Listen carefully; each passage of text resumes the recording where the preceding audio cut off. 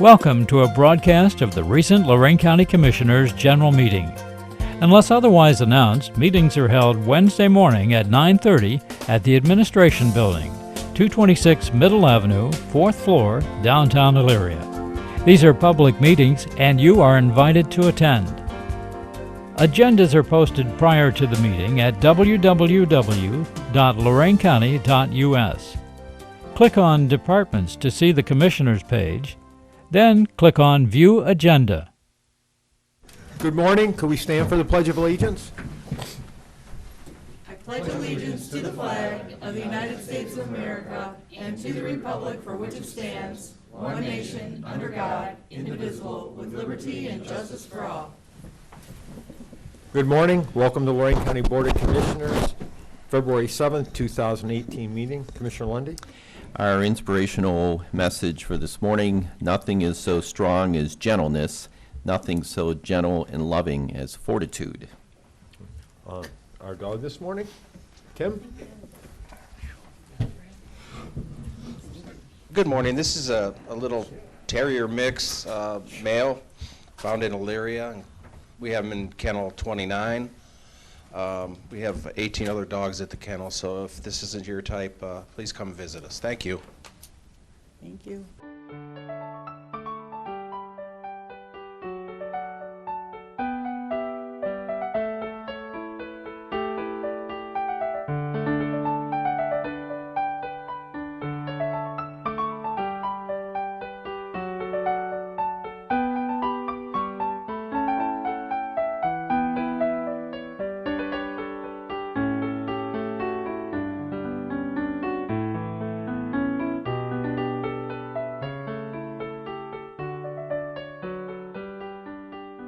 Thank you, Tim. Teresa, I'd like to move the presentations up on our agenda if the board doesn't mind, so we can get these people back to work. Lorain County Law Enforcement and Fire Memorial at the Historic Courthouse. Mr. Cordes, would you like to start? I can. Thank you, Commissioner Kalo. We have a couple presentations this morning, some really positive news.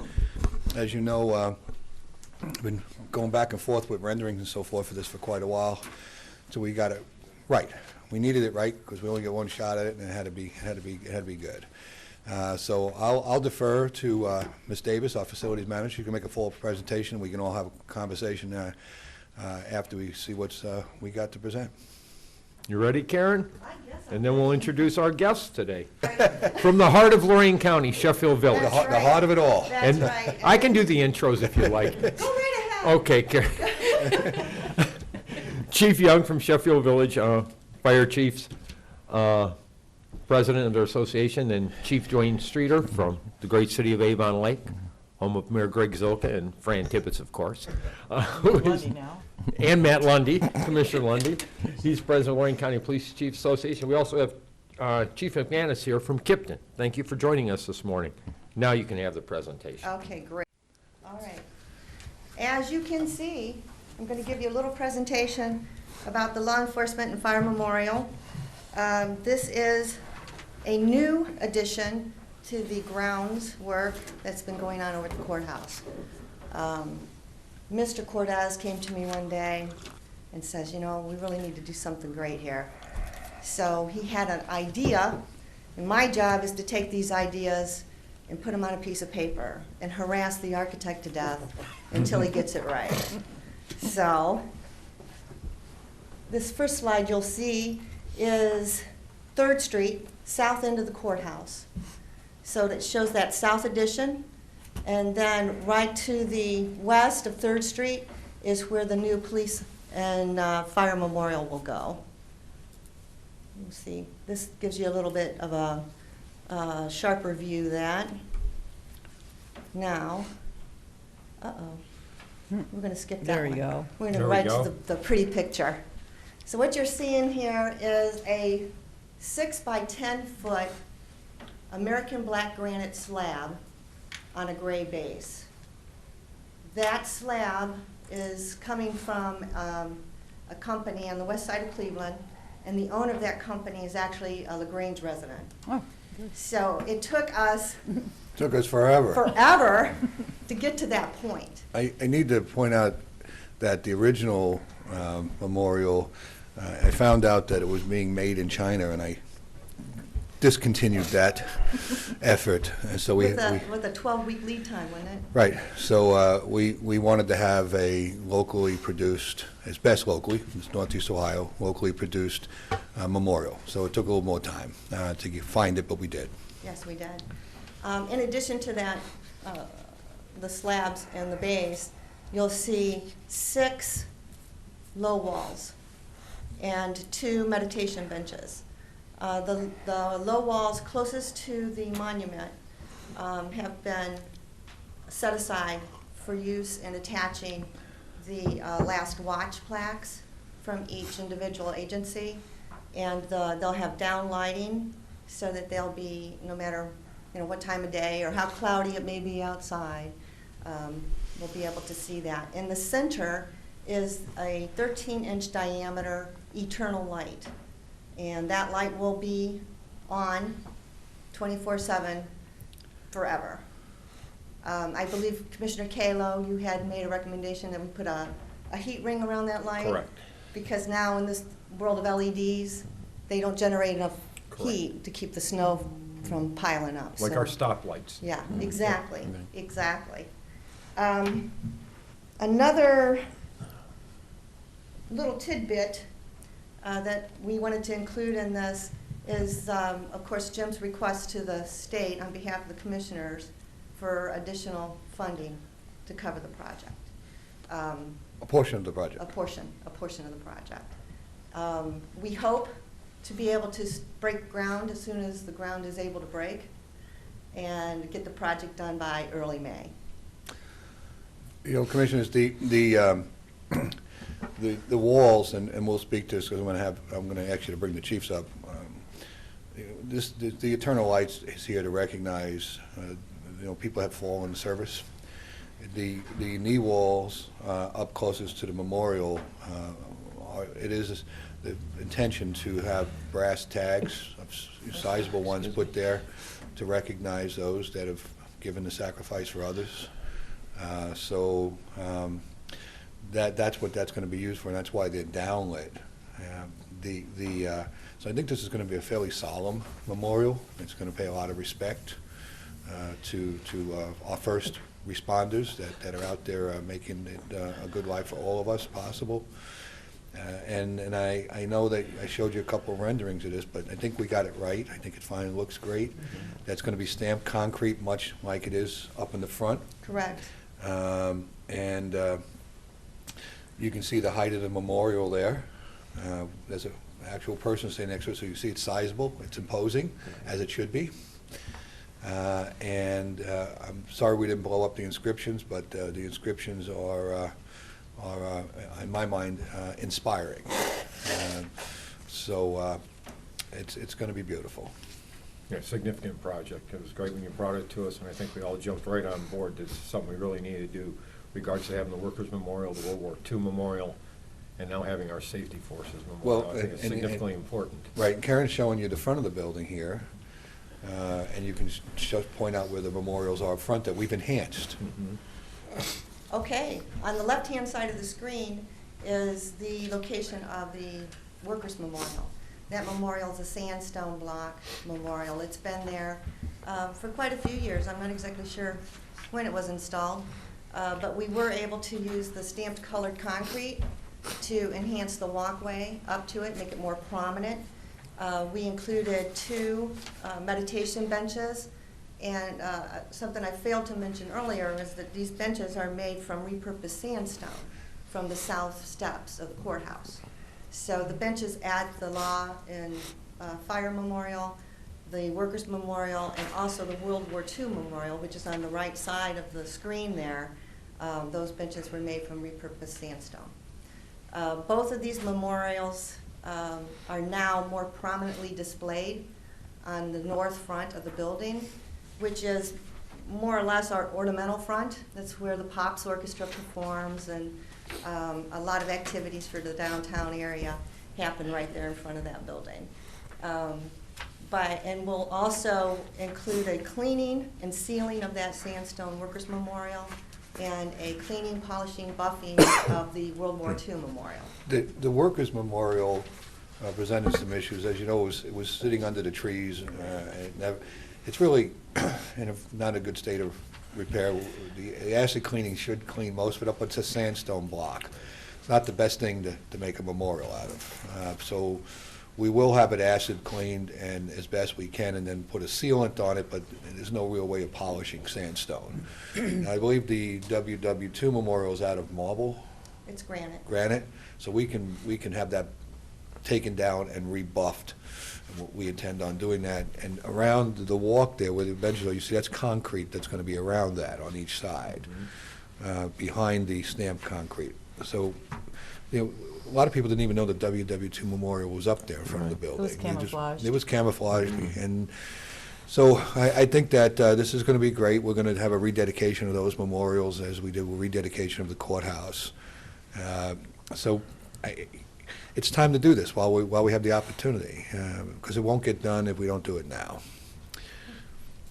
Right. I guess I'd like to invite both chiefs Why don't you on go up back to the drawing of the the police and fire memorial, and then you want to. Then we'll bring the chiefs up. Chiefs, Yeah, yeah. I was letting you finish. Yeah, can you go? Chiefs, would you like to join us? Come on. Do we want to leave that screen up, Jim, or would we like to give I'm them going to go their back to 15 the. minutes of fame? I'm going to go back to the cameras. There you go, thank you. Right up there, guys, if you'd like to introduce yourselves so everybody knows who you are. Good morning, Commissioners. My name's Jeff Young. I'm the fire chief in Sheffield Village. No other comments after that. The heart of And I'm Lorain County. Yeah, that one. And I'm the president of the Lorain County Fire Chiefs Association. First, when Mr. Cortez approached us, the association with his idea, I mean, quite frankly, we were thrilled. I mean, this is a very, very nice thing to do. And we were moved by the thought that you guys came up with this and came up with this idea and proposed it. So it meant a lot to the fire service in Lorain County. And it's a pretty big thing because we actually have the Fire Chiefs Association working with the Police Chiefs Association on a project, and we're not fighting with each other. And I can add to that, because I work with both of 911? the associations, and it's challenging occasionally. I'm just kidding, we get along fine. But this is a good thing.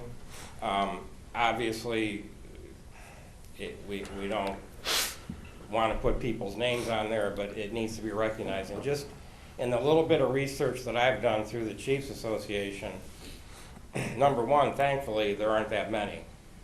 And they date back to 1915. I mean, they go back a long way. So I didn't know about them, and I've been a firefighter for 42 years. Shame on me. You know, I had no idea.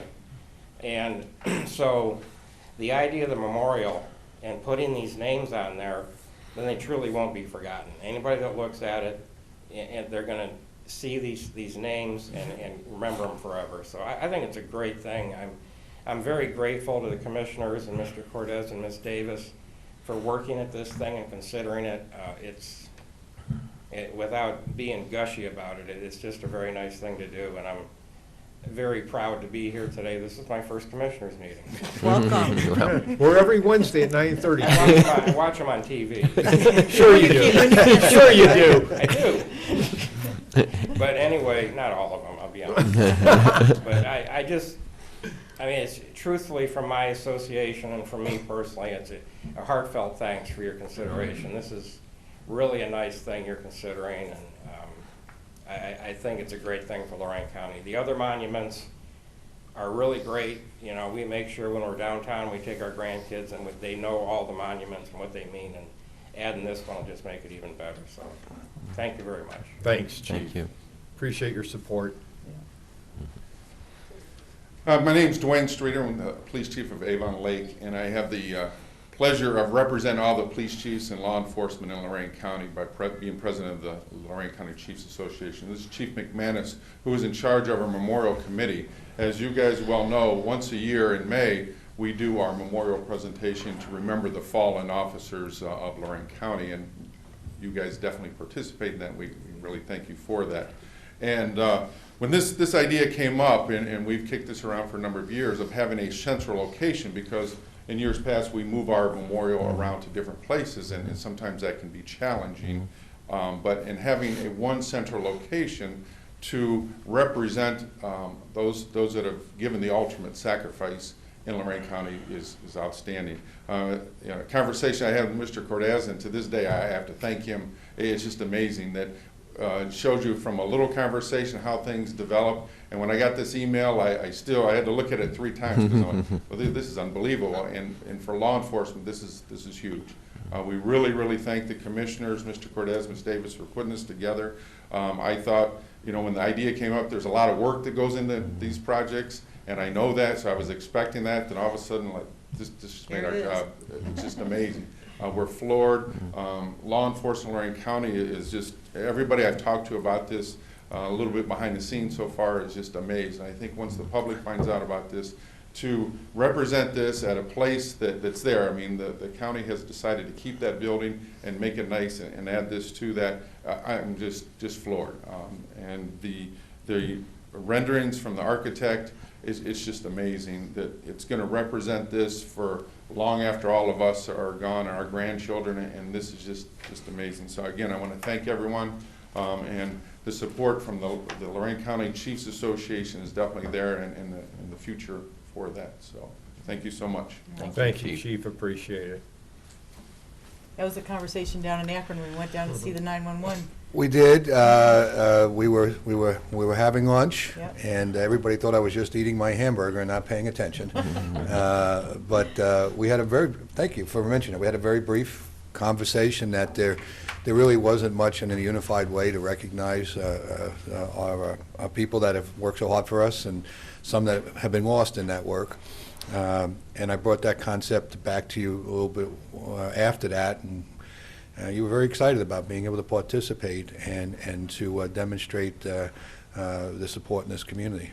Chief? Yeah, man, I like to add You got to go something up there. because I didn't come up with this on my own. Sometimes I like to think I got good ideas, and so I want to give support to one young gentleman. His name's Ethan Trampush. His father's a North Ridgeville policeman, and after one of our police memorials, he came up with the idea, is there any way we can do a Lorain County one? And he thought as an Eagle Scout project, he wanted to look into this. So he is the one that also prompted some of that. So I want to give him public recognition for prompting this idea and coming to Mr. Cortez. So I really want to thank him, and he'll be working with us as we go along here. And he's a really motivated young man, which is outstanding for the youth of our community and to be involved in things like that. If So we have a as part ribbon of this cutting, we'll have to have him give him a Eagle pair of Scout scissors. project, and he'll be involved, and I will have him involved in the different stages as we go along here. But again, thank you guys so much. This is just outstanding. Yeah, because you literally used to move this event around each year, right? Because Yeah, I thought it'd been we continue to over. move around. In fact, May 9th is our memorial this year because Police Memorial Day is May 15th of every year. And we represent that, and obviously they have a big celebration in Washington, D.C.,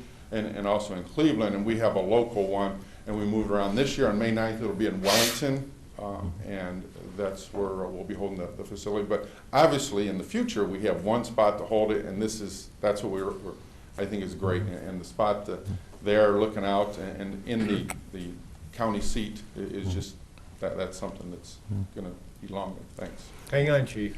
Can we move that fast enough, May 9th, so we can do it here? Well, the thought is great, but we have gone into planning for about 8 months of that. Okay, all So right. I don't want to take away from that. So, Okay. but I guarantee you one thing, and Chief Young and I have discussed this, the dedication of this will be a huge for law enforcement and the fire service and EMS in Lorain County, and I would expect a large turnout for that. Good. Thank you.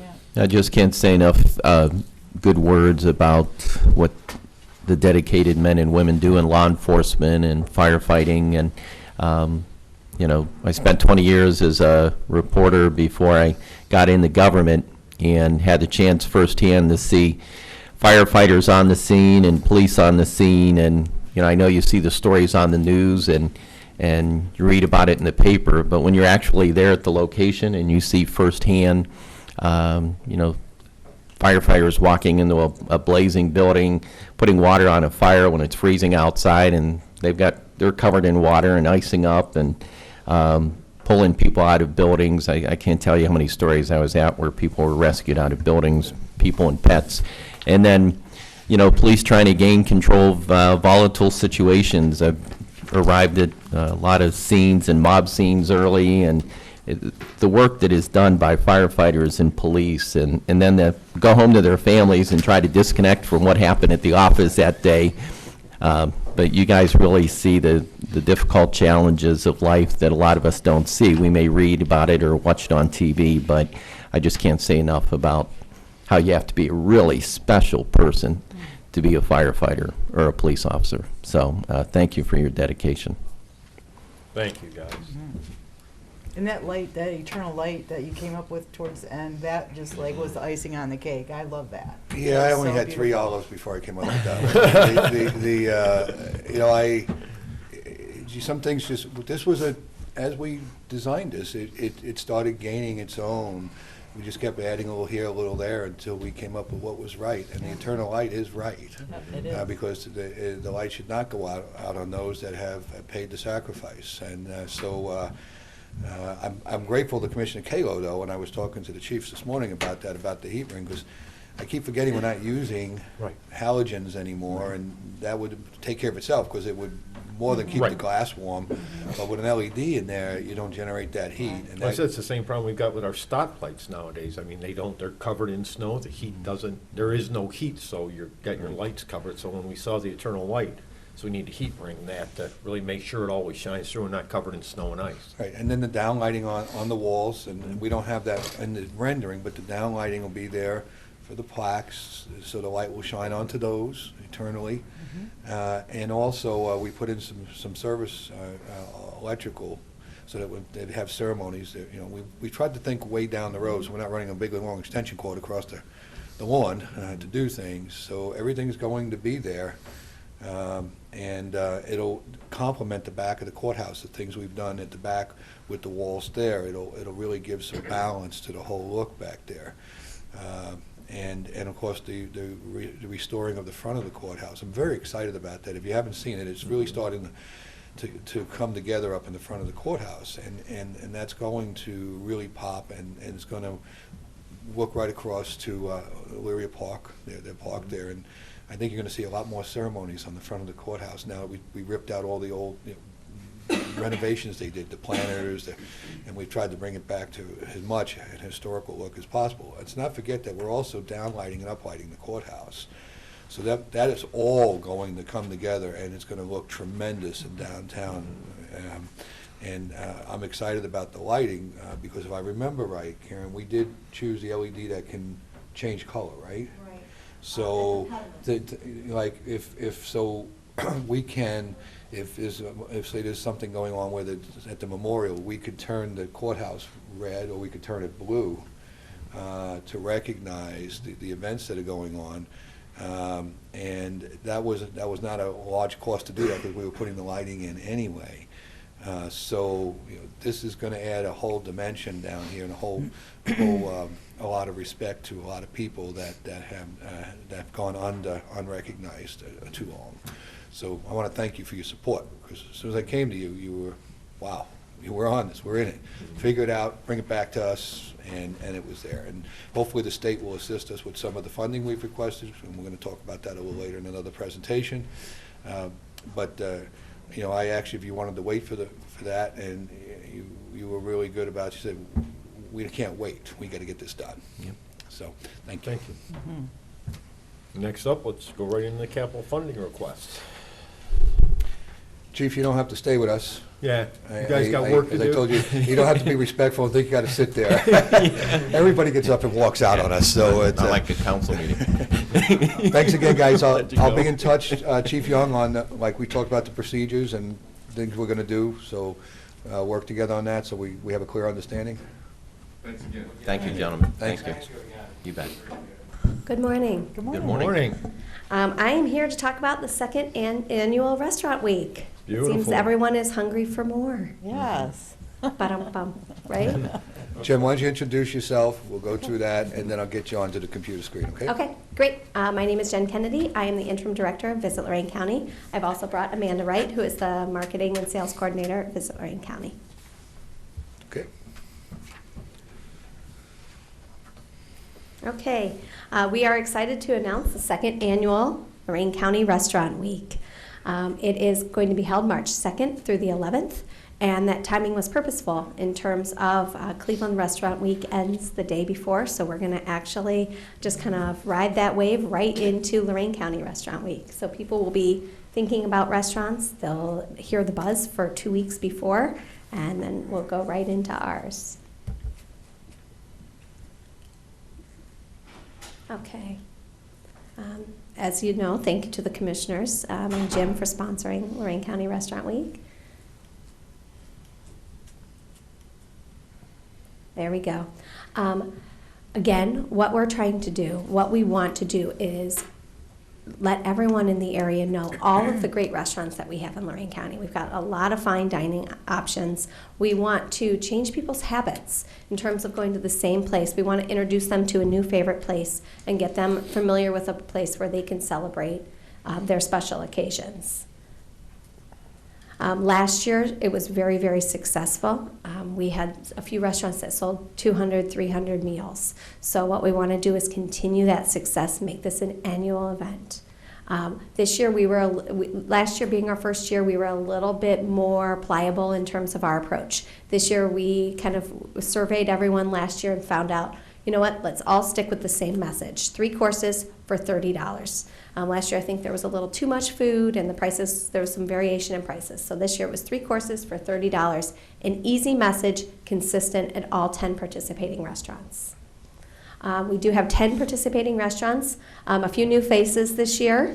Bistro 83, Bistro 83 in North Ridgeville, Cole's Public House in Amherst, Cork Tree Tavern in Amherst, Jackalope Lakeside in Lorain, Nemo Grill in Avon, Parker's Grill in Avon Lake, Sapori Italian Grill in Avon Lake, Sorrento Ristorante in Sheffield, The Unicorn in Grafton, and Veranda Bistro and Bar in Avon.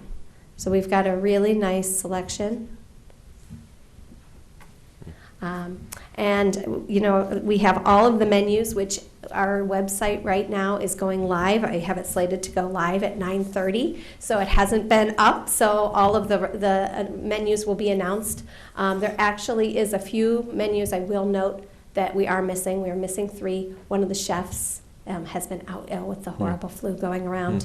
So that's one of the holdups, but we anticipate to have those up and running on our website. Not only can people check out the hours and the menus, but if the restaurant subscribes to OpenTable, they can make the reservation from a click of a button on our website. So, you know, I'm not going to run through everything, but we've got some awesome things. We've got a surf and turf with a fillet and a lobster tail. We've got some short ribs. We've got pan-seared chicken breast. We've got some really awesome things. I will say Bistro 83, for instance, their salads, a lot of locally grown GMO-free greens. I thought that was a really awesome addition. So I'm really excited about some of the restaurants and their menus. Again, we are incentivizing people to dine out with dinner on us. So what we're going to be doing is we're going to have one $100 gift card for people that dine at 2 restaurants. They will be entered to win the $100 gift card. And for people that dine at 1 restaurant, they will be entered to win 10 $50 gift cards. So that's very similar to the concept that we do. So in essence, we bought their dinner for the winners. So, and basically what we are doing is we are arming every restaurant again this year with a card in which they will give to the patron upon ordering their Restaurant Week menu. They're going to sign the back, and then they're going to put their name and their zip code and their email address. And they're also going to notate if it's the first time that they have visited that restaurant. That'll give us a little information about who's coming and a way to keep in touch with them. So then we can kind of track, you know, how many new faces that we brought into the restaurants as well. And then when they turn those into us, that's how we're going to be drawing the people that we're buying dinner for, in essence. I'm actually, my eyes are getting old, so I am going to kind of read off my paper here because it's a little too small. But I wanted to tell you a little bit about how we're spreading the word. We're doing a lot of really cool new things to spread the word, and very, very targeted. so that we can be more effective. Again, we're going to be doing digital advertising, and when I say the digital advertising, it's display advertising. So think about, you're going online and you're seeing those banners down the side of the websites. Basically, we buy into a package of websites, so there's hundreds of different websites, but they will include the Food Network. There's one that's puzzles.com, cleveland.com, men's fitness is often in there, ladies' day is often in there, so it just is kind of a whole network that we buy into. And also with that, we'll also do retargeting. So for instance, if you see or click on our ad or visit our website, you will continue to get served that ad. That's very similar to some of the things that we've done. Additionally, we're doing Facebook and Instagram ads, but I have to tell you what we're doing a little bit different. We are doing the ads based on age, behavior, income, and location. So that's something that we kind of always do, is we target people based on how old they are, what they make, where they live. But what we've actually been able to do because of the activities that we've done is create what's called a lookalike audience. And this is brand new and it's really cool. So over the past year, we've held numerous different food events. We've learned a little bit about who likes to come to our events and who are the foodies in the area. And we're using that information then to create people that look like them, or find people that look like them and actually target those people. So we're being, again, a little bit more behavioral targeted. In addition, something else that we're doing new this year is called geofencing. And honestly, I've been obsessed with doing this, and I've been waiting for the right time to do this, but what we're actually doing is drawing a virtual fence around certain areas. So I'm going to pick on a restaurant maybe in Cuyahoga County in Westlake, a real fine dining restaurant in Westlake. And if you get out your phone and you get onto Facebook or Instagram or click on a Safari web hit, or you open your Safari, you will then be part of our target.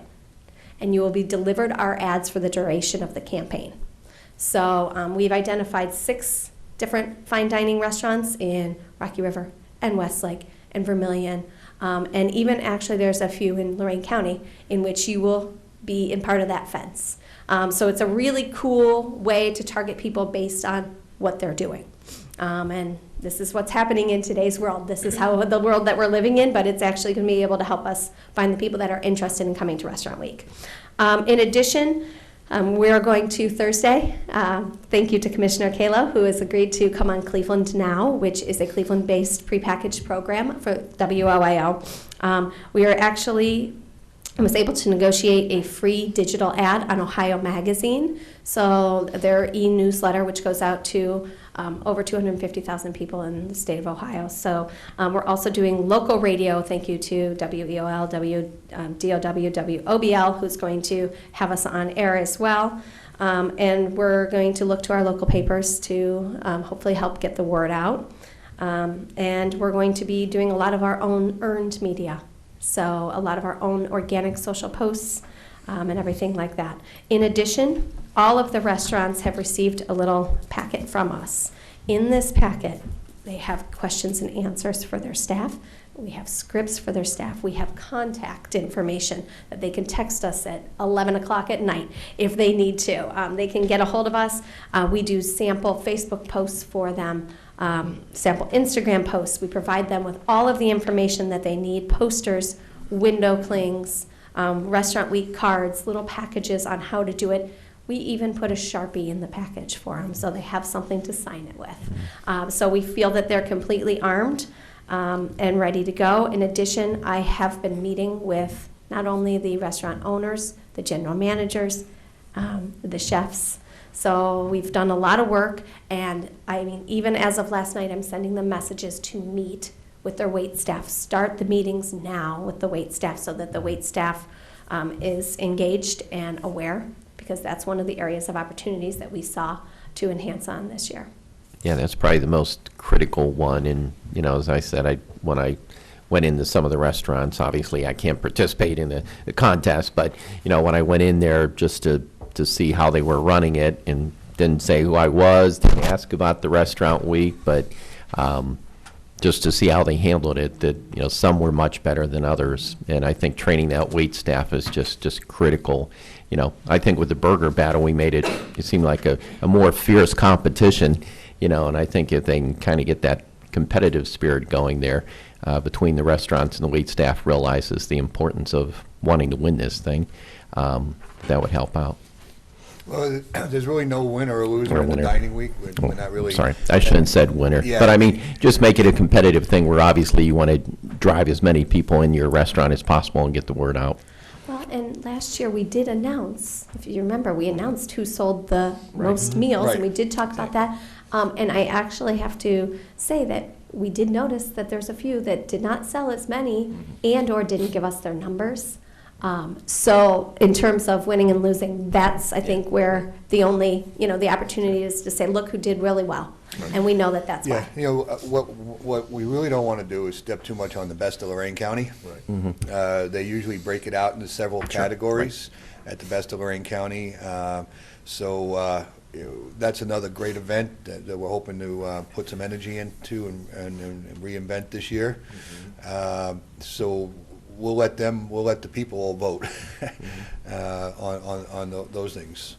So we had a couple changes this year. And we had a few come off the list, but not because one didn't want to participate. They go into a reorganization, and it would have been a little challenging for them to be in Restaurant Week. And hopefully we'll be adding some additional ones. The veranda, I saw you look, Commissioner, and I'll tell you that is where Rue 256 used to be. 254 used to be. 254. Oh, that's the new name of it? That's the new name. In fact, I sent Jen out yesterday to chase them down and see if they wanted to participate. Same people, Jen, or new people? It's my understanding that it's new people. I think I it's loved new- that place. I think it and may was be new. Rue. I know you liked it I there. loved Rue. So. But I was glad they wanted to come on board pretty quick, and I think you had to chase the Italian restaurant in Avon Lake about 6 times. So that's why the menus aren't there. Right up until yesterday, we were still trying to. They're a tough group. A lot of these places, they work lots of hours, and just getting them to go over the concept is a bit challenging. So we're hopeful that we're going to have a very ambitious week and see a lot of activity. I'm looking forward to it once again, because I like to eat. Are you going to eat at every restaurant this time? I'm going to try. I can do the burgers because you can grab lunch and dinner. Like, I was just in New Orleans about a week and a half ago, and they were kicking off their restaurant week. It's during the pre-Mardi Gras up to, and they actually do a lunch and a dinner. I was fortunate enough at Antoine's Restaurant, which is an amazing restaurant in New Orleans. They had their lunch special for their restaurant week. Everybody was at $20.18. They do it by the year, and Tabasco's their national sponsor to help offset and pay for all the advertising. But it was just unbelievable what they do there. And you're talking New Orleans, which is, a very large community, but just the emphasis they had on it and their signage. And actually the waiter we had was really, I think I was telling Jim about it. I asked the gentleman, he had a little 50 button on his, sport coat, and they're all, sport coat tux. So what's the 50 for? And this gentleman in his little Cajun accent, the longest serving waiter. He has been at Antoine's for over 50 years. And when he started, he said, my profession is a waiter, in his real thick accent. They had a 10-year apprentice program when he started, before you could wait a table. He said, now it's easy. You only have a 3-year apprentice program to wait a table. That's how serious the food scene is down there in those restaurants. So, I mean, I'm hoping that's where it's easier to get the burgers, because you can grab a lunch and a dinner. Grabbing 10 dinners. 3-course dinners. Yeah, to is boot. kind of tough in that week and a half to get them all. I'll get half a dozen. I'm pretty good at going out to eat. But the burgers are easier to get them all because you can do lunch and dinner, so. But yeah, I'm looking forward to Cleveland Now tomorrow, so. Now Well, let's this- kick this off. And I've had a talk to a couple of our restaurateurs who weren't as participatory, Good. so. Good. Well, this is going to be great because we actually have numbers that we can compare last year to this year. So we can see the growth, and we can see, and again, we're talking to those people now that have participated in 1, 2, 3 different food events. So we're able to engage them. Good. So thank you for your Awesome. support. Very Looking nice. forward to Thank it. you. Thanks, Great Jen. job. When we doing Cupcake Week too? That's on the board. We've got a whole slew. Yeah, and it's in our visitor's guide, so we have to do it. We have to do So it. we have it announced in there. But we're adding something in the spring, aren't we? Why don't you do a little teaser on that? Casual? Thanks to Jim, we've been working really hard to get a calendar of some different events. So we're thinking chicken wings in the spring. Indians kick off, and it's a great time to talk about chicken wings. So we're kind of working on chicken wings. The Battle of the Wings. Yep, something along those lines. We're still, we've got a few restaurants kind of helping us needle it through. We like to pull in the experts to make sure we're thinking through it all. And I know there was some talk about some rounds coming up. Hopefully we can put that. We're trying to figure out if we have enough location with sit down to have the Battle of the Rounds with the pizza. We want, remember our goal, our target here, and we should really talk about that just for a second. We're trying to bring people here, but we're also trying to keep people here. Right. And too many dollars have left Lorain County for other communities. So we have to engage our community. Who's going to want to come here when our own people don't even stay here? There's a lot of great stuff to the east in our neighbors. I understand that, but there is good stuff here too. There's great stuff here, not just good stuff. And so our targets are to help people recognize their own community and then invite their friends from outside the community to come here, and or get people to come across, because we offer easy parking, we offer lower fee, lower cost, and so we're going to keep pushing on that and have these different little things that'll bring some understanding to the value of staying home here and dining. I'm excited about the wings. That was, and there's a lot of places that didn't fall into the burger or the dining scene that will fall into, the wings. The wing thing. The wing thing, yeah, sure. But with the pizzas, it was a little bit hard because there's not a lot of sit-down pizza restaurants anymore. And really a special takeout doesn't sound so appealing. We wanted to have something where you dined in, you had a pizza, you dine in. An experience. So we're looking at that. One of the best places in Lorain is Yow's. Yow's, but You can't dine in you there. can't dine. You can There's a barely little stand- two-top there. Yeah, you can barely stand inside the foyer there. So, and they have a great pizza. So how do you deal with that? And so we're working on it. Yeah, we're working on it, and we've been talking cupcakes already, and we've been talking burgers, and looking at scoops, and maybe doing something in ice cream. So we've got a fattening year coming up. Beautiful. Okay.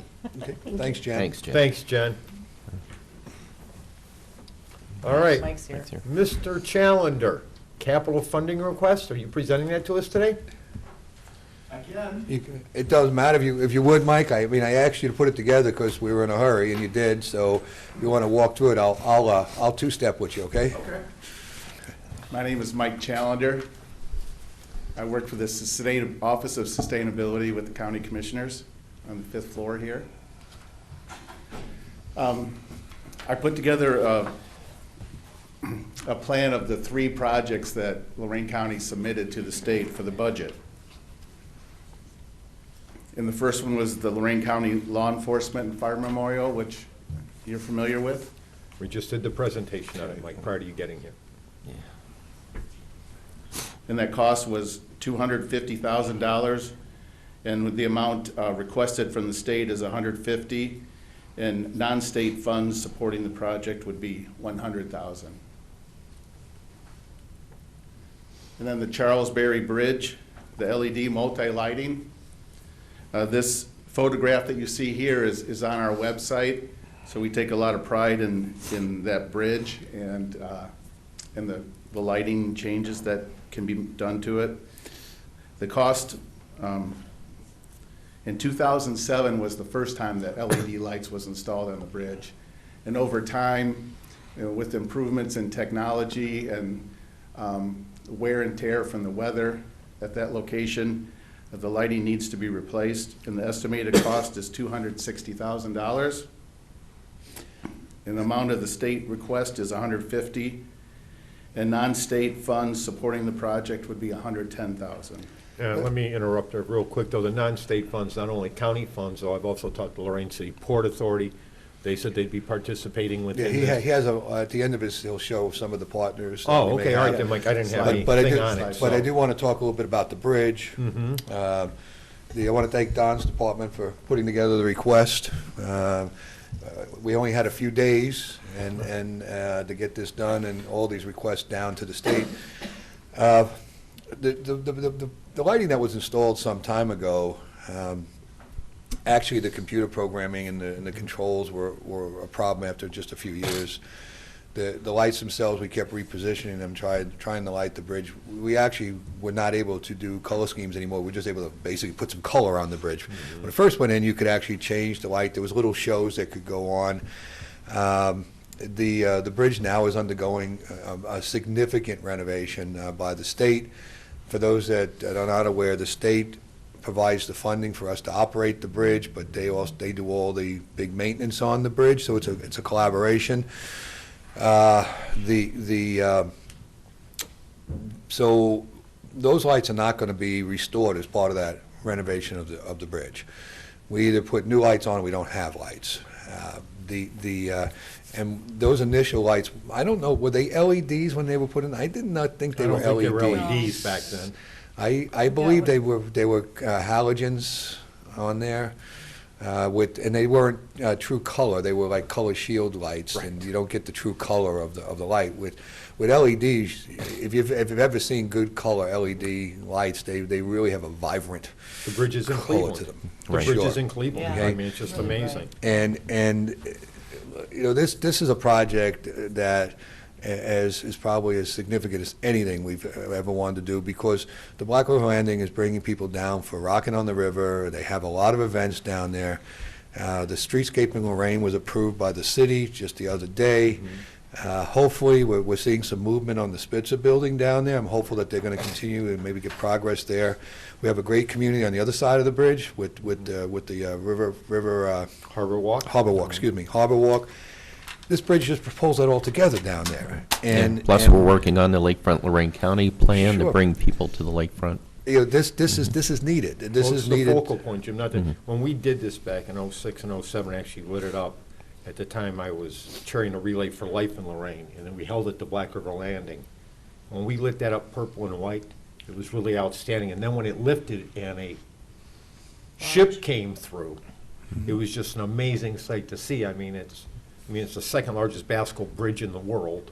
You know, we have it here, fortunately, in Lorain County, where everything's happening at, and having that lit up, I think, is, I mean, it's a welcoming part to the community from the north. It's just unbelievable. You got the Lorain Lighthouse out there, all the boating traffic, all the entertainment, the residential, the business district coming back.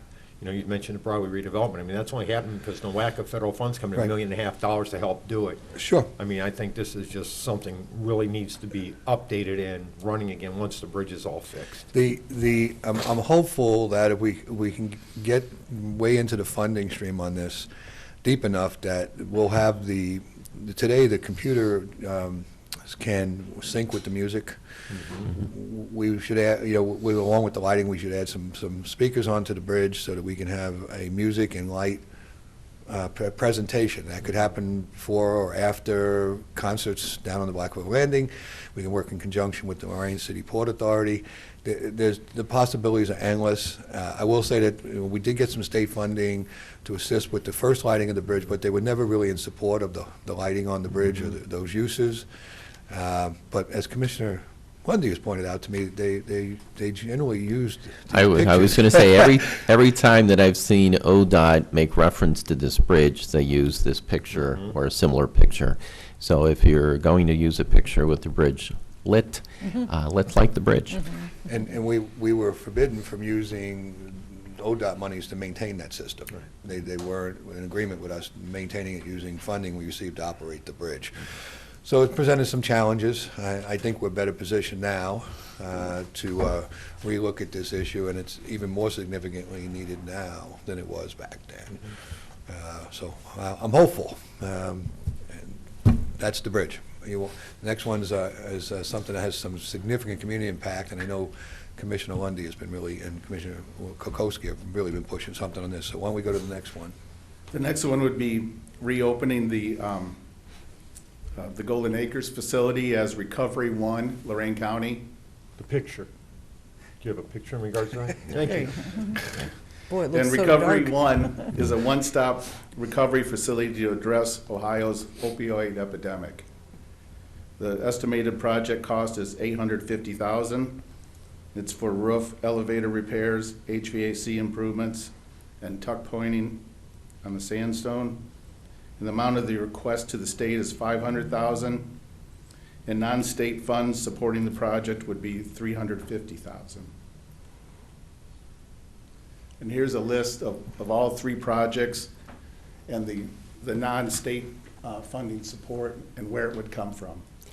And if we could just elaborate a little bit more, I think it's important for the community to know and for members of the media to know that, you know, I think sometimes the last 2 weeks of December, a lot of folks put up the sails and they just kind of sail into the new year. And that wasn't happening here at the administration building. I can't say enough good words about everyone here in this building that pitched in so that we could get all these proposals in. Also, and Lori knows because we were over at that building several times during those last couple weeks, a lot of folks said, well, there's no way you can get it done. It's around the holidays and won't be possible to get everything done. Well, we did. And the collaboration is the county commissioners in conjunction with Addis of Lorain County, the Lakota Way, the Lorain County Board of Mental Health, also the Nord Family Foundation. It's a heck of a partnership, a great partnership. Everybody coming together to work on what we're calling this Recovery One initiative. This county so badly needs a one-stop, treatment facility so that we can address this area that's been very hard hit by the opioid epidemic. And I can't say enough good things about all these partners who came out instead of saying, well, can we do that in January, or it's around the holidays, do we have to do it now? Everybody came out. They submitted all kinds of information. We put together the proposal based upon input that we received from all of our partners. And this is a pretty big ask of the state. But, the state has told us over and over again that they are looking for these kind of projects. They've told us that they're very concerned about the opioid epidemic. And the whole purpose is to first, stabilize this building. And you have to understand, we did have residents in there up until, what, a year and a half ago? Year and a half, Probably. 2 years ago. Yeah, a year and a half ago. So, but to stabilize it moving forward, we need to address the roof, the elevator, HVAC, do some tuck pointing, and there's substantial costs involved with that. Obviously, we're asking the state to participate with $500,000. We are willing to make an investment around $200,000. And the Nord Family Foundation had asked that we, submit our proposal to the state. They plan on submitting to their foundation board for consideration for monies to also be invested. I don't know if they've had that board meeting yet or if they're having it, but they've said that they're submitting that to their board. So this is a really strong partnership. We hope that the state gives this very serious consideration. This would help our county tremendously. We're losing so many loved ones. We need to get back on track, but to do that, we need a one-stop recovery facility. And Lori, as you know, when we were at that meeting the other week, they talked about how they felt like everybody was out there working hard, but everybody was doing their own thing. And here's an opportunity, as they said, one of the main parts of their research, one of the main findings was the severe need, the very bad need for everybody to work in conjunction and work together and to centralize it. So we hope that this will be a model that others will try to duplicate. However, it always comes down to money and making it happen, and we're going to need support from the state to make this work. We would strongly encourage the residents of this county to reach out to Senator Manning, Representative Stein, Representative Ramos. We submitted this to them along with these other projects, saying that these are, county-wide projects. All these benefit the county. And we hope that it will be given serious consideration. It's very competitive down there for capital projects, as I know. But this is one that, without question, really fits the community's probably most important need right now. But I just want to thank everyone involved with making this possible. Karen was over there opening the building, and Lori was over there. Ted was always checking in and working with us on this, being very supportive. Jim was working on things. We were talking to Jerry about legal issues around it and everything else. And, you know, nobody said, hey, I'm off for 2 weeks for the holidays. Everybody said, let's just roll up our sleeves and get this done. And we got it done. And to get all these proposals in, just so you know, I think we had to have them in on, was it January 5th or something, January 5th. So run through the calendar of the holidays and you realize that you'll lose a lot of days in between there. But I just can't say enough good things about how everybody pulled together, rolled up their sleeves to get these projects submitted. And now we need the community to weigh in, call your representatives in Columbus, tell them about how important these projects are, and hopefully we'll get some good news that they'll be funding these projects. Been through a lot of meetings throughout the county regarding the opiate epidemic, and this is the missing piece. This is the missing piece. The police-assisted recovery, somebody goes to a police station, says they need help, we have nowhere to take them. Somebody needs to detox, they're detoxing on the jail floor. So this is definitely a place where there could be phases, come in, detox, inpatient, and then also we have a sober living problem, waiting lists all throughout the county. So this is a much needed facility, and hopefully the state will see fit to give us the funding that we need for this, because it's a life or death situation out here. So Let me speak for a moment to the material condition of the building, if I may, because we mentioned a few things, and then Commissioner Lundy mentioned that we were actually operating a facility a year and a half ago. Recognizing that we long knew that we were going to be leaving the county home business, but the transition took some time. So we deferred maintenance on the roof. The roof isn't falling out. It's not raining in the building. The roof isn't off the building, but if we're going to invest significant resources into redoing the operations there, that roof needs to be replaced. It's been patched a lot. It was on our capital docket some years ago, but we figured we were going to be exiting that environment, so we didn't put the money into a replacement. We did in some repairs. So I don't want anybody to think that this is a building with a hole in the roof and it's raining in the building. Far from it. The elevator issue, about 3 years ago, the elevator went down. It's a very old elevator. I had to find a company to custom build some controls for it to keep it in operation, keep it certified. It works, but it's one of those weaknesses in the building that if the elevator fails again, I'm not so certain that we could get it repaired. It was $65,000 or $70,000. That was those custom work done on that elevator to keep it in operation. And of course, it's critical to the use of the building. It's right in the middle of the building. What people don't know, there's actually 3 floors on that building. They only usually see the first floor off the road, but there is three levels to that building, and so the elevator definitely needs to be there, even to comply with ADA requirements in this day and age. So a couple of those things we mentioned. I don't want anybody to think the building's falling down, because it's not. It's actually generally in really good condition. But if you're going to put things in there, we need to take care of those things before we have problems down the road. But that's the beginning. You got to fix the building before you can put anybody in it. It's a great building too, by the way. It's a great building. I'd like to thank my commissioners for all the work they put in the capital request for that project too. You guys spent a lot of time on that, so. Well, Part of our job. We also got to see the backup 911 way in the back of the building, and, Right. and how it's going to be so much nicer when we get our 911 center open and we have a better backup than was back there. I think that may have been the first time you guys saw the backup 911. No, I've been in there. You've been in, Matt, was that the first time? Yeah, it's the first time I saw that. It was kind of small, and we've been problematic in that too. So The all last those things time we remedy. went, though, that was the first time I went down in the basement, like Okay. outside and then down into the basement. Okay. I had never been there, so. Out through the back, with the Out through the loading back. dock area back in there. It's a beautiful piece of property. It It just is opens onto the gorgeous. ravine back in there, and it's actually really an amazing piece that, unless you do a lot of sledding down in there, we all sledded one time or another, but nobody really gets back into the ravines back there. It's a beautiful, unmolested area, and what's really a congested part of Lorain County in that corridor. So hopefully we'll be able to bring that back. And we've had discussions with Metro Parks about some of that land back in there and joining it with some other lands they've had. Yep. With showed interest in that. the exception of the big carve-out piece we did on, The 58 side. well, the 58 side has 2 big parcels, and then there's a huge parcel in the back on Dewey Road. Dewey Road. that we hope to be able to sell for some development back there. So those initiatives will regain some attention in the spring. It's really hard to move that kind of property. There is in a the winter. sign up, you asked the other day, there is a sign up. It is up, but I must have just missed it when I went by. On the corner. Okay, great. Wonderful.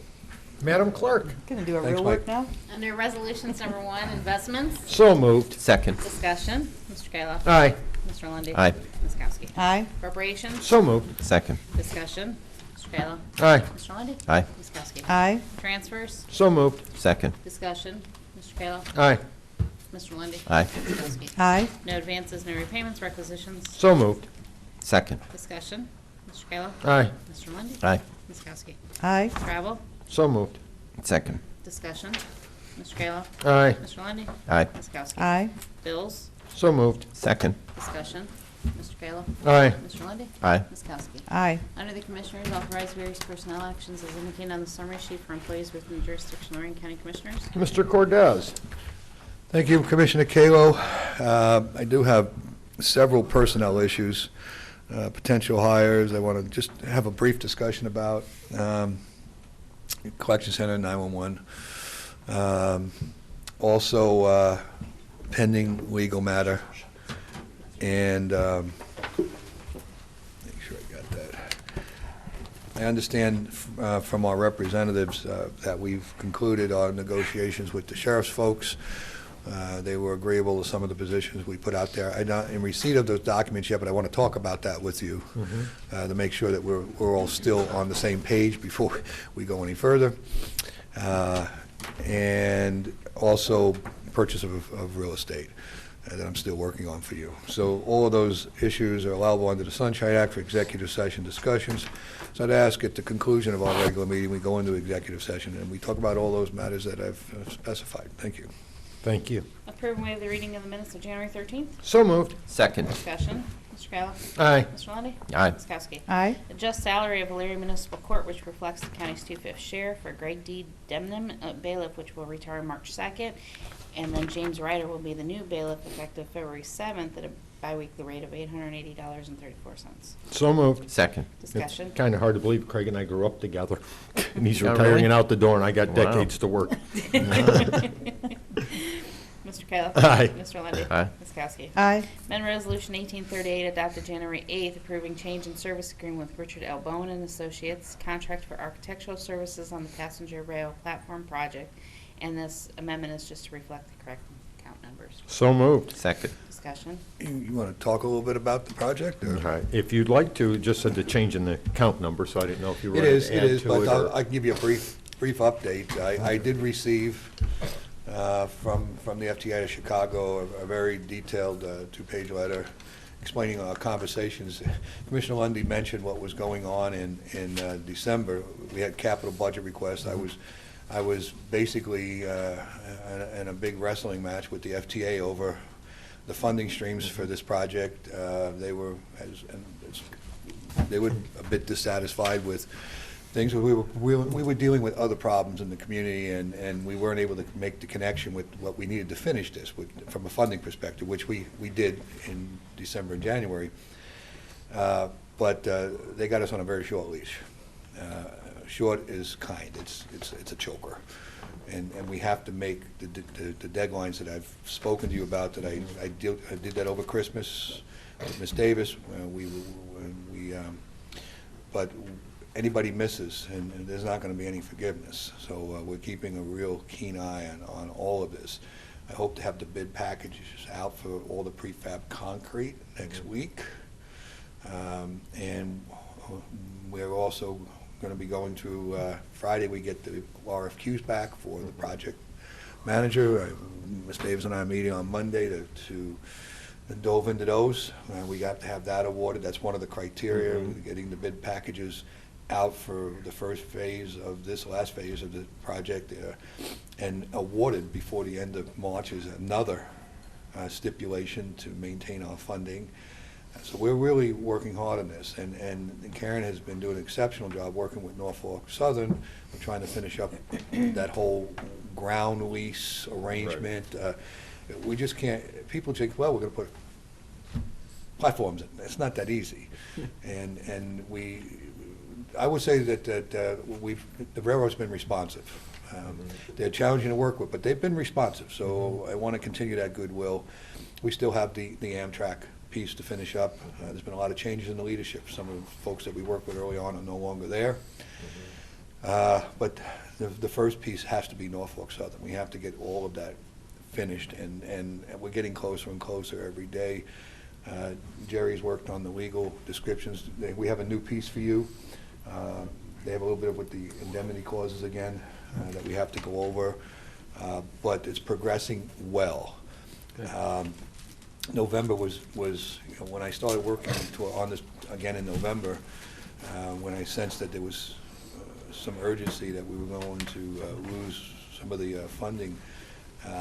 I did not think the FTA was going to give us a chance. I came to you guys and I said, look, we waited too long. We haven't been able to put the last piece of funding together. They're upset, but I want to thank them again and this board for saying, well, we'll find a way of getting it done.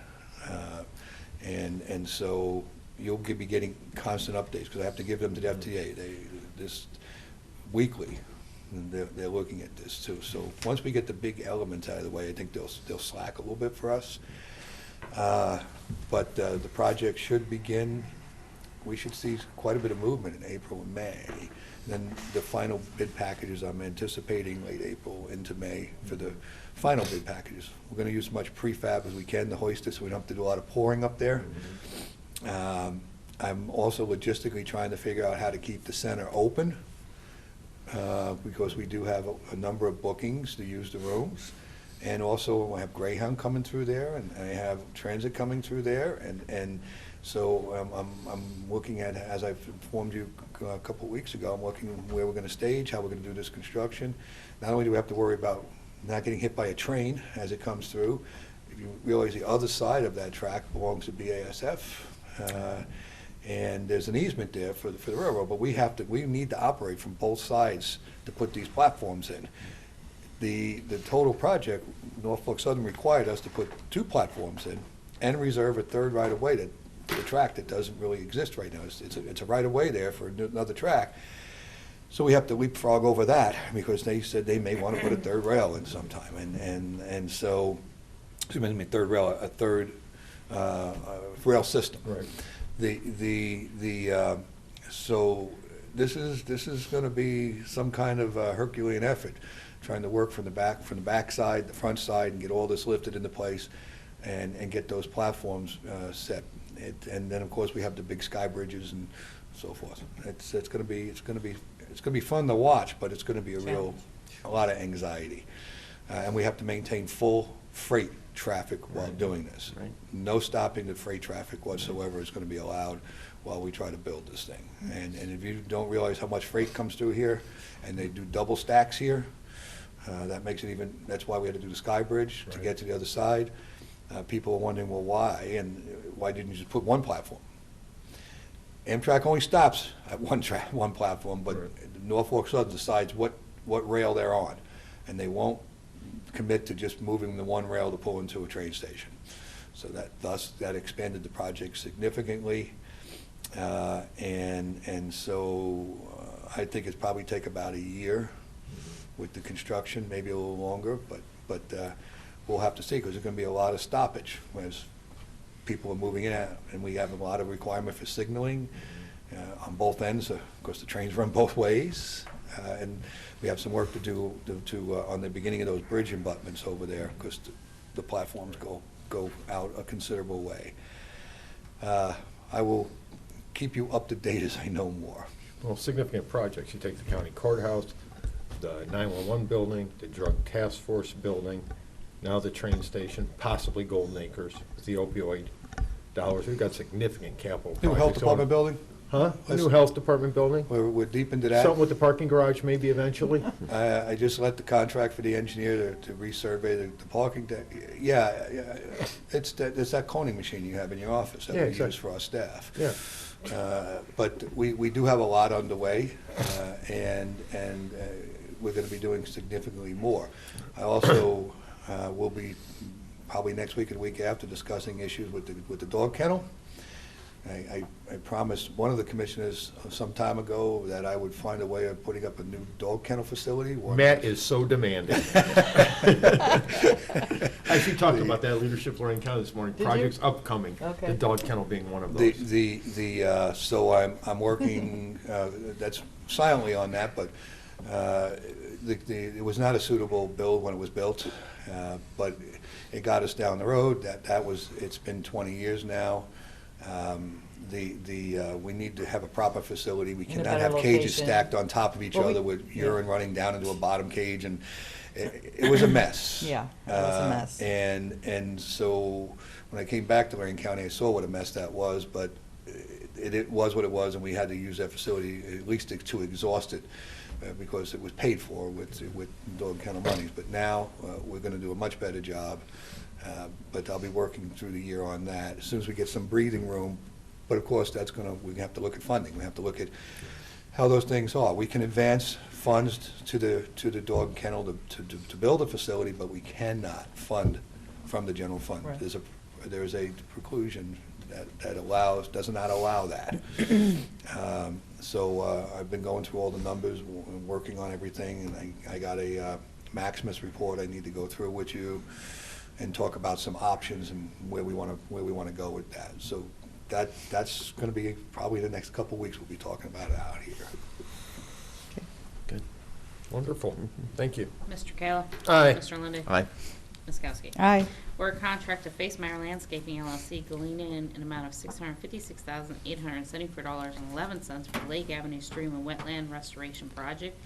16 bids received, this being the most responsive, complying with specifications.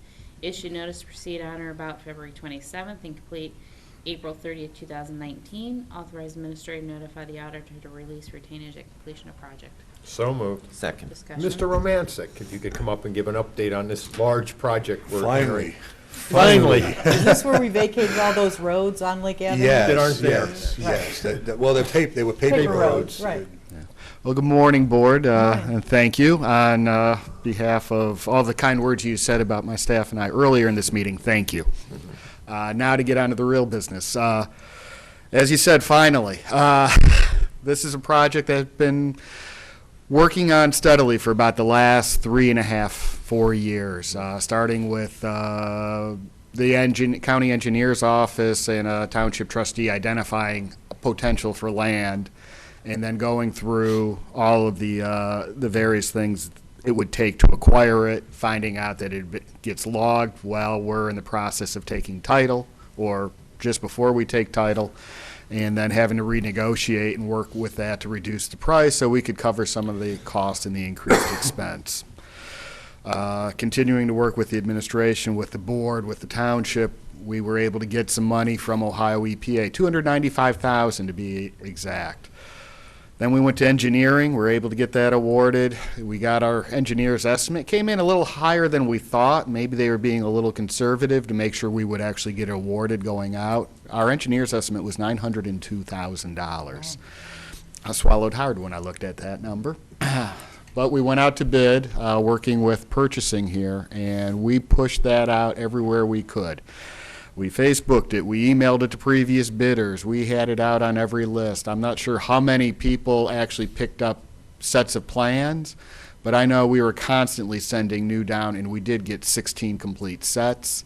And we ran the gamut, probably almost every $100,000 increment, or $20,000 increments, from very low to up over $1 million.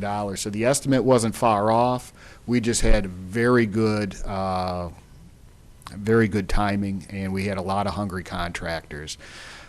16 bids, 9 of them came in under the estimate, 1 came right on, and then we had a handful that were above the engineer's estimate. This project will actually, because of the nature of it, we're going to be restoring 1,400 lineal feet of stream that had been channelized. We're going to create a floodplain. What that's going to do is it's going to give a water a place to go rather than shooting down the ditch right to Sheffield Town Hall and then into Lorain. We're going to build wetlands. Again, we're going to give more opportunity for water to spread and to stay back.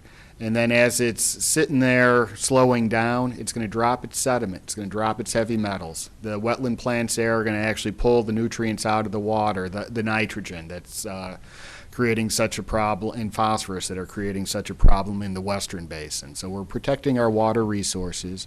We're reducing the incidence and the severity of flooding, and we're actually doing it with leveraging state and federal funds through the 319 grant and using stormwater funds. The Stormwater District Board, as you may recall, advanced deposited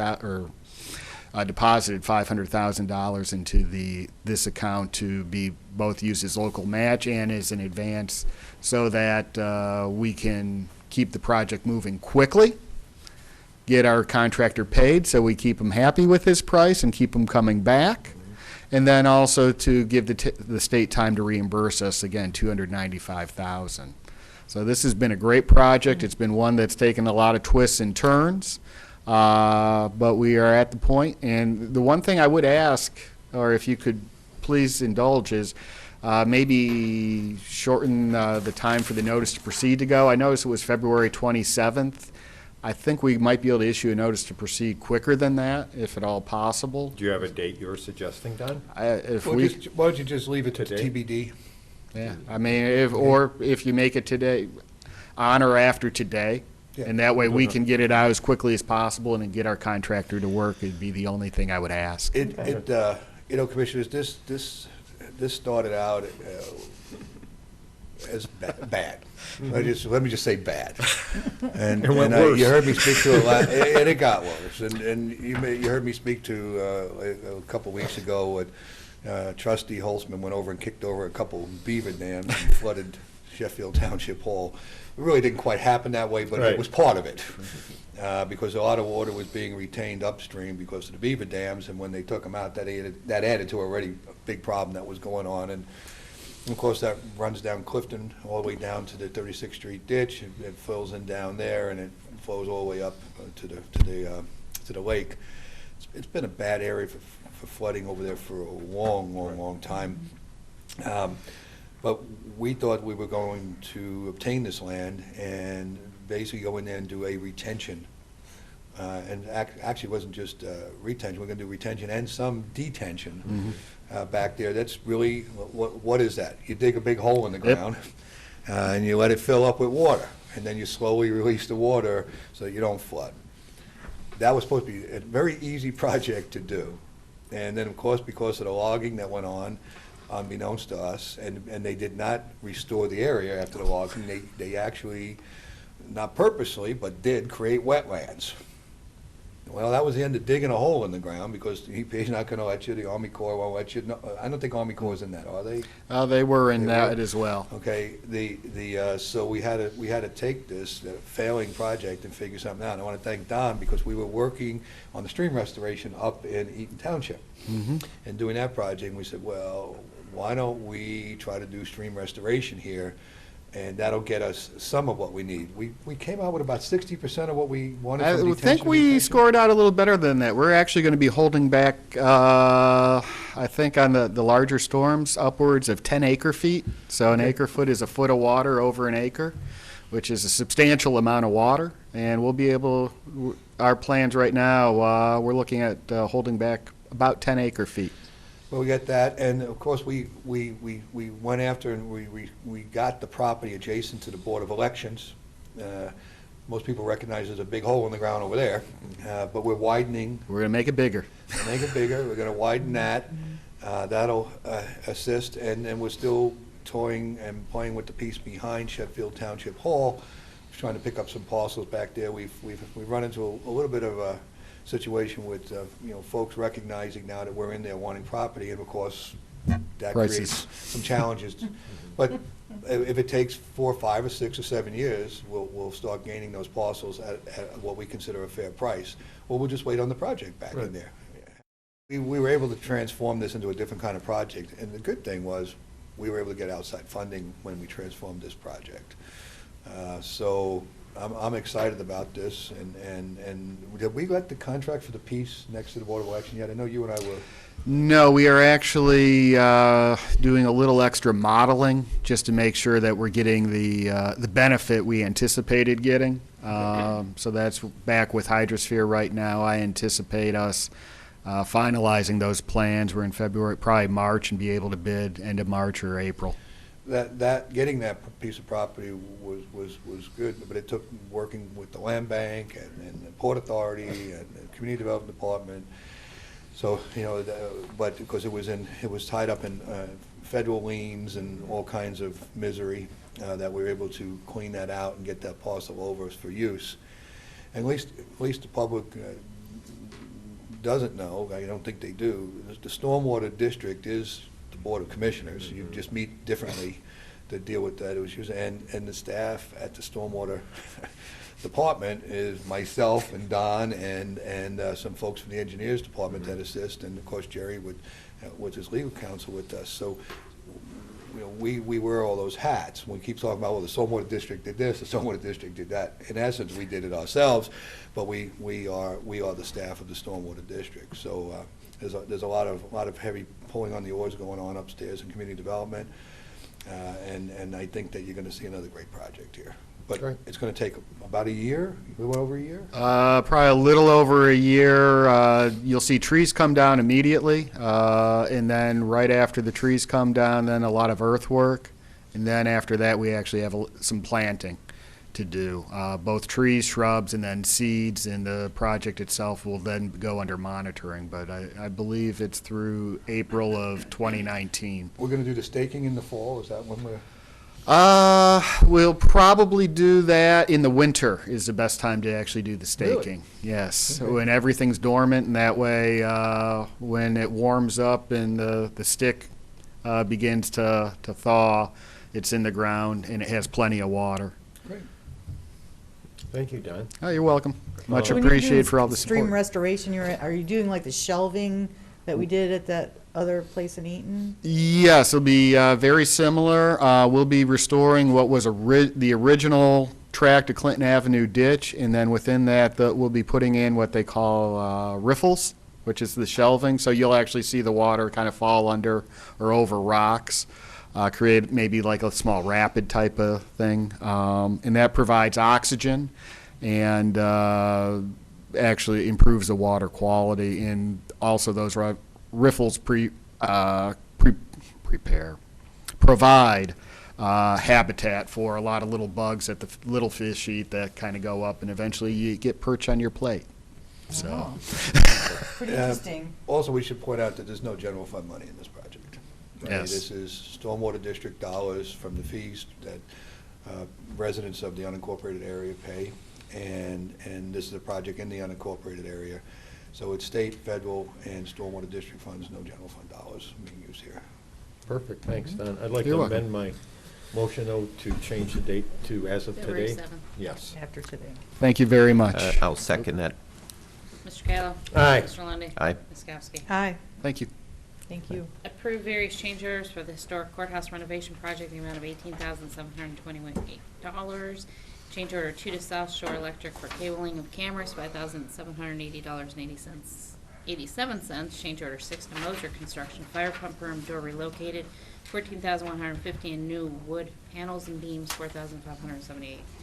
So moved. Second. Discussion. Any questions on this, Commissioner? No. These are field conditions that we're coming upon. There are going to be a couple more change orders as to finish up some of the work inside. I don't like change orders, but when the fire department comes in, they tell you they don't like where the door is. You gotta do it. They're not going to give you a certificate of occupancy. You don't have a choice. Yep. Everything in this building costs a ton to do because of Its the way the age. building is built and Sure. the age of the building. Right. We're back, they made us put the fire pump in, then when we put the fire pump in, they didn't like where the door was. Well, the door was there all the time, so it's a little frustrating, but we're getting to the end of the road here.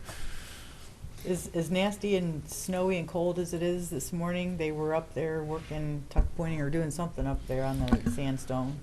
They're out there working this morning. Yeah, I was a little surprised to see that exterior work was going on. I don't know what it was, but I too saw that Yesterday, they were out there too, and I didn't have an opportunity to find out what we're doing on the exterior, especially given the cold conditions. I suspect there may have been a problem with the repair to the roof over in that corner where they were. So I just haven't had time to stop and think about it much, but I'm going to, because I didn't know we were doing any elevated work, at least until the springtime.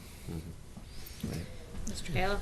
Aye. Mr. Lundy. Aye. Ms. Kowski? Aye. Engineer advertised bids for various highway department materials, notice to be in the Journal on February 9th and 16th, and open at 2 p.m. on February 23rd. So moved. Second. Discussion. Mr. Kayla? Aye. Mr. Lundy. Aye. Ms. Kowski? Aye. Certify the annual county highway system mileage in accordance with the ORC Section 4501.04 for 2018. Mileage for 2017 was 269.698 miles. So moved. Second. Discussion. Mr. Kayla? Aye. Mr. Lundy. Aye. Ms. Kowski? Aye. Approve and enter a general professional engineering service agreement with Adaptive Engineering Group, Amherst, not to exceed $10,000 to assist with engineering associated with road and bridge projects to be paid from the engineer project account. So moved. Second. Discussion. Mr. Kayla? Aye. Mr. Lundy. Aye. Ms. Kowski? Aye. Mr. Cortez? Thank you, Madam Clerk. As a brief update, more specifically to Commissioner Kalo, we're in the midst of our dig for our LaGrange sewer. Wonderful. I love sewers. And work is progressing nicely there, so I believe we're going to make our hopefully make our July commitment. And I know there was some anxiety over how long this project's taken, but I will tell you that I'm still concerned that LaGrange doesn't have all their permitting in place, but they believe they can still take what we're sending even without being able to open the other piece of the facility. But it's a project that's going to bring much needed relief to 530 homes in Lorain County. So I've never understood. We do ribbon cuttings for everything else, but not for a sewer. It's going to take care of 530 homes, 1,500 people approximately. I can tell you why. Would you like me to tell you why? Yeah, go ahead. Because normally people are so happy and that we're helping them, and in fact, this group came to us and solicited us, but that euphoria turns to anger after they figure out that they're going to pay for it. And so normally these things begin with everybody being nice to one another, and it ends not so nice. I'm not saying that this one's going to go that way. They but gave us a standing ovation, Standing in here ovation, one week. That's right, the first time it's exactly. ever happened in all our years. But you haven't charged them yet. Right. So that people don't miss, I'm making a conscious effort to talk about how things are funded, because there's too much misinterpretation in that. This project's being paid for by the residents. They're going to be assessed for the sewer. It's a force main all the way up into LaGrange. I don't really like force mains, but this was an urgency that we had no options on. The on-site work that's being done, they're going to pay for that too. They had the most incredibly depleted on-site system that I've ever looked at pictures from the cameras. It was just holes. It was just terrible. And the plant was constantly out of compliance, constantly not able to meet the needs of the residents down there. And but once they start paying the bill for that, and it goes on the duplicate, I'm not sure they're going to be as happy, even though they came to us. Yeah, That's why no we one don't else really was come really to- going to give them the financing, and at the rate they got it from us, I don't Well, think they could have Sure, worked out an arrangement we like got that. financing that was less than Sure, 2%. exactly. By going through various federal agencies, and we beat this down as much as possible. Plus, there's an additional potential buildable 300 lots down there. As those lots get built, the money from that goes to the association to be spread out over the residents there. Because we had to build this for the 850 or 820 lots that were out there, even though only about 530 are built out. So if they see development down there, now they have sewage, because development stopped down there because there was no additional ability to sewer any more homes. They couldn't even deal with what they had. I know of one developer that has 100 lots down there that they've been talking to, like Ryan Homes and so forth, about potentially building down there. So this may encourage that, and a lot of that money will come back to the residents, to the association, for the costs that are being outlaid on this sewer.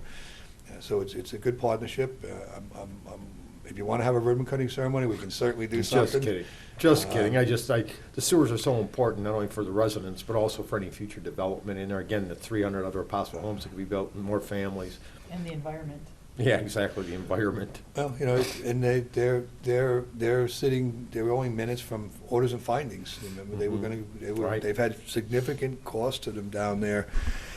And all that hopefully will go away. We did the water meters, and we got all that done, and so, a lot of people don't think you can put sewers in the wintertime, but it's actually a good time to dig, you know, because the heavy equipment doesn't mess up the ground as much when you're doing a dig, and so, I'll bring you more progress as I know it on that project, but it is, as we speak, being constructed. Terry's smiling over there. I was going to make a comment that I. Go ahead, Jerry, go ahead. I decided not to. What did our attorney, what was his famous? Noodle. Noodle. He's going to noodle over things. Noodle on We're things. going to noodle and cobble together. In fact, I had to leave the conversation because I routinely got frustrated because the noodling took too long for me.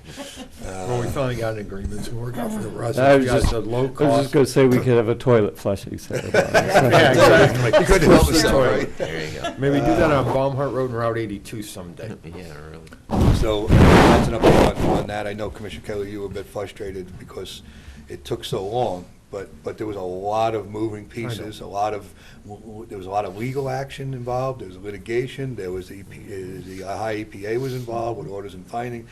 It got very complicated very, very quickly. Lorco tried to block it. Well, we did have some problems with Walco blocking the change of the facilities planning area over to LaGrange, and you know, we can make a long list of issues that Obstacles. came up, but we never gave up. No. We never give up around here. We just grind and grind and grind. Wear until them it out. gets done. We wear them out or beat Well- them down. Well, we can overwhelm you with our brilliance, or we can grind you into the ground, either one. But I mean, again, that long project, again, the sewers are so important to our community, wherever they may be, for future development. I mean, the recession is over, the economy is growing, we have builders talking about building new homes, we have companies coming here. I think we need to really concentrate. And again, sewers aren't glamorous, but that's, you know, part of the heavy lifting to make everything else work. 'Cause you can't flush a toilet, you can't build anything, you can't employ anybody. Look around 250. Exactly. The Erie County Commissioners, 2 out of 3 lost their jobs, but they financed the county, put $250 in, and now, as we always say, they're a recipient county. For every dollar of about $1.35, $1.40. returns to them in sales tax benefit from people showing up as an entertainment district. That's what we're trying to do here with Lorain County. We are between Cuyahoga County, Cleveland, and Erie County, major. We got to give people a reason to stop here. And whether we're going to be some entertainment, some development, some agriculture. Some arts. Without a sewer, we're not going to have things done where the growth isn't. We've Well- got the most turnpike issues, the most turnpike exits in the state, Oh, we have one that is the least utilized in the state, Yeah. without a doubt. on Baumhart Road. I'm actually surprised they haven't closed that, to be honest Well, with it's automated now. Yeah. It is automated, but it's still, they got cost out there. They're not even gotta covering plow the it. cost of any of that. And do recognize that I'm optimistic that sometime later into the spring, maybe early summer, we're gonna be announcing some big plans for the west side of Lorain County. You've worked with me on that, and I've met again with lots of parties. Don't want to be premature because we have developers agreements in place, Right. and we have to finish up working on all that, but I'm hopeful that we're going to see the ability to grow some portions of Lorain County right now where there's abundance of land and abundance of resources, and nothing's happening because there is no services. No place to flush a toilet, right, Jerry? But that's another big project that we've been working on for the last year, and I can't wait until we can really step on the accelerator and do the announcements there. But there's a lot of I was going to say back room, but I don't want that to get interpreted wrong. There's a lot of pre-work that has to be accomplished before you can celebrate that you're going to do something, and we're grinding on that too. We got a lot of people at the table, a lot of lawyers, a lot of engineers, and we're trying to sort through all of that. It's just all in a day's business. Yep. But I yield. We had a lot to say this morning, and we got to go into executive session. Thank you. Mr. Ennis? Well, I don't have any wonderful projects to tell you about, but I do have one matter of pending litigation. Oh, yay. It's just not a regular day of the week without getting sued. Oh, tell ya. Commissioners report. Well, last Thursday, I went out to Second Harvest Food Bank to talk to Julie Chase Moorfield. She's the director out there about our campaign kickoff for Harvest for Hunger, which will officially begin on Tuesday, this coming Tuesday, February 13th, from 4 to 6 o'clock over at their Baumhart Road location. Got to see the Morning Journal's new headquarters, very nice, right there on the lake. So we met with both the newspapers, talked to the editors. They did do a story in the Journal this morning. Thank you for that. And I believe both newspapers will be there to help us spread the word about raising money for Harvest for Hunger. For every $1 that is donated, it provides 5 meals. So they do a wonderful job. Monday, I went out to Oberlin to tour the new Family Promise. Lois Bezega runs the organization out there, and they help families facing homelessness. They work with the families with children to help them get back on their feet so that they can find a home. And then I want to congratulate Bob White, who was sworn in yesterday as the Elyria Municipal Court, taking over for retiring Judge Lisa Lott Graves. I'm sure he will do a wonderful job. And condolences to the family of John Bender from Elyria. He passed away this past week. He was a great guy. And like I said, condolences to his family and everyone that knew him well. End of my report. Wonderful. Yeah, again, condolences to Sue and the family. John was a wonderful man, a friend of mine for many, many years. He served us well. His convictions were in the right place, and he just tried to do the best for the community overall. Yesterday we met, Investment Advisory Committee meeting. The Board of Commissioners, conference call from Columbus in regards to the finances of the county. Things are going well. There's a little discussion about the movement in the stock market. Everybody's expecting some type of correction. We'll see if the federal administration takes credit for the ups and the downs, or if they just are in charge of the ups. Yeah. Also, spoke at Leadership Lorain County this morning at the city of Lorain. I'd like to thank that group. Superintendent Jeff Graham had invited me to speak there before. Normally they came here and spoke, but they were trying to do it in Lorain, and then because they had the mayor speaking, and then they were going to the sheriff's department with their tour today. Also, congratulations, Kudrowski family. 21st annual Punchki Ball was this weekend, a sellout on a Saturday night, so they didn't compete with Super Bowl. Brand new Punchki flavor, Edelweiss, which is a German flavoring honoring Terry Kudrowski's mother who had passed away. And then congratulations, my Aunt Charlene Kalo, repeat. She's the queen now 2 years in a row of the Punchki Ball. It's only happened once before. But always a pleasure to be there. I've attended that for years and years, going back to the old days with Judge Betleski prior to being a judge. Wow. So it's always a great event. They really support the small business. That is Tim and Terry's focus. They talk about the small business, how important they are, and community involvement in keeping tradition up. Congratulations to them. End of my report. Yeah, I'd like to send Keep it short.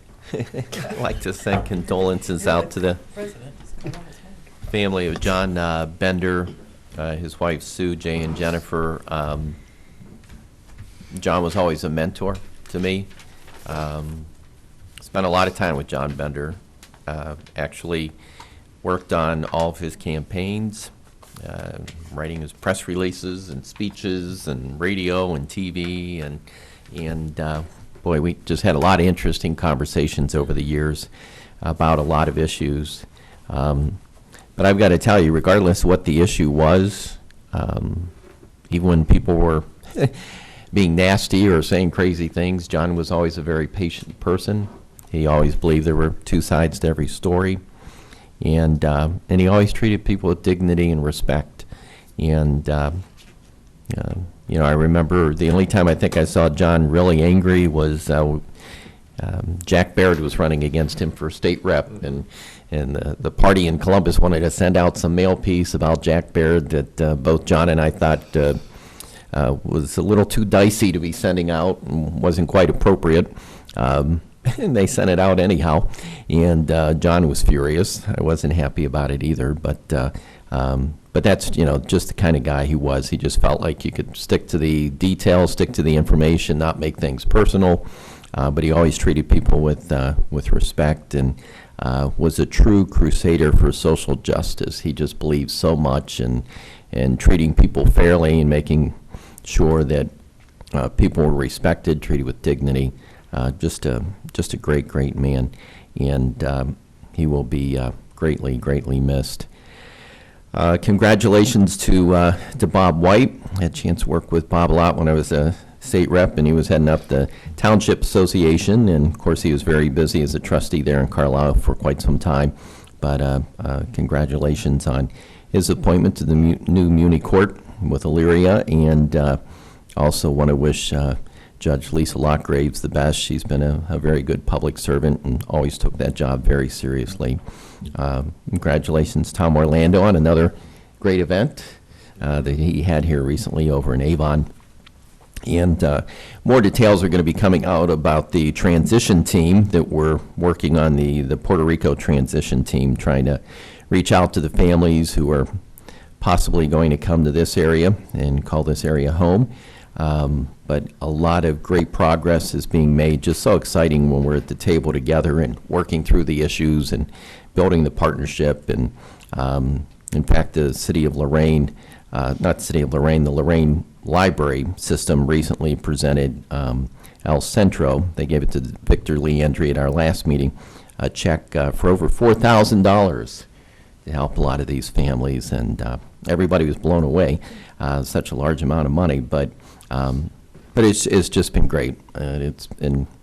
We're planning on probably doing a media event at our next meeting later in the month to explain to everybody in the community just the things that we've been able to accomplish to try to help those families.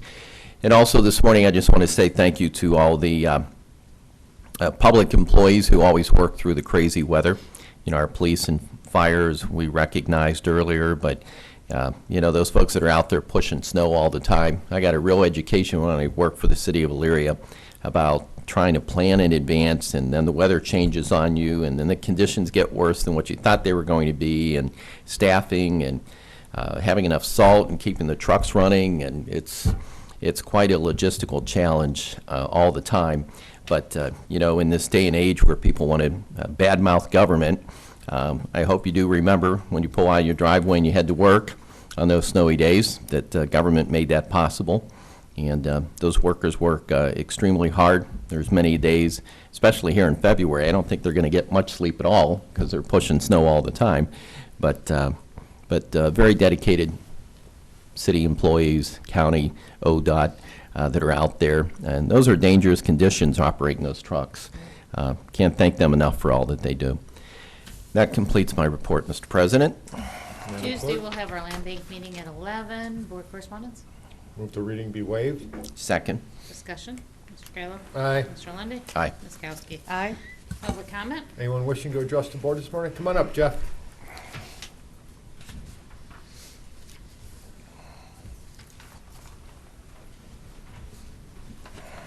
Good morning, Commissioners and others. I'm Jeff Baxter, 160 Burns Road in the city of Elyria. And I really want to talk this morning about transparency for citizens and community. And I think I'd start with just a kind of paraphrase and some comments I heard this morning from Mr. Kalo. You mentioned you guys are going to have a lot to write for the paper. And I think you're probably referring to our Chronicle and Morning Journal associates here this morning. And that's a good thing. But that's only one way to reach the citizens, is through that paper. And it's a way that I think has a lot less impact than it did years ago. Mr. Cordes, you mentioned something about engaging our community. And I think that's a very worthwhile thing. That's a good thing to do. Mr. Lundy also said community needs to know something. Community needs to weigh in on this.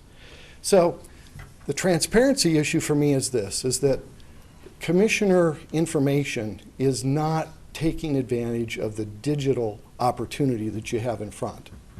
There's a good website that's a good base, I think. I think that all the presentations that have been made this morning, those slideshows should be on that website. Oh, they will be. A day or two after the meeting. They're going to be actually this afternoon. Okay, but it's not always the case. It's not a standard mode of operation. It depends on what it is. Yeah, on a case-by-case basis. and if the video of this of this meeting is also available on TV channels. That video also could be on that website. The accessibility by citizens will be much more improved if it's available on the website. Then you can put a Facebook link to it, and people can go click, click, and get right to it whenever they want to. Let me address that for you. Jim, it's public comment, it's not our comment. Okay, you're right. Never mind. Yeah. I want to talk to you about that afterwards. I'll explain something. Okay, and I'd like to do that. Sorry. That's okay. And I think, that's really the only transparency thoughts I had this morning, but I think that there was a missed opportunity for engaging the community with the Fire and Law Enforcement Memorial. I think that's news to the community that that's being done and planned, and that there could have been some ability to engage. Other communities that have done something similar to that have done that. They've engaged the community somehow. They've let them know it's coming along. Maybe there's a pavers project, there's a way for people to help fund it, and things like that. And I think that was perhaps a missed opportunity that would have allowed citizens of the community to say, our commissioners really do care. Look what, they're not doing this for us. They're helping, or they're allowing us to participate as well. So thank you. Anybody else wishing to address the board this morning? A motion to go into executive session is outlined by the county administrator and assistant county prosecutor. I'd second that motion. Mr. Kayla? Aye. Mr. Lundy. Aye. Ms. Kowski? Aye. This has been a broadcast of the recent Lorain County Commissioners' General Meeting. Unless otherwise announced, meetings are held Wednesday morning at 9:30 at the Administration Building, 226 Middle Avenue, 4th floor, downtown Elyria. These are public meetings, and you are invited to attend. Agendas are posted prior to the meeting at www.loraincounty.us. Click on Departments to see the Commissioners page, then click on View Agenda for a printable copy of the agenda.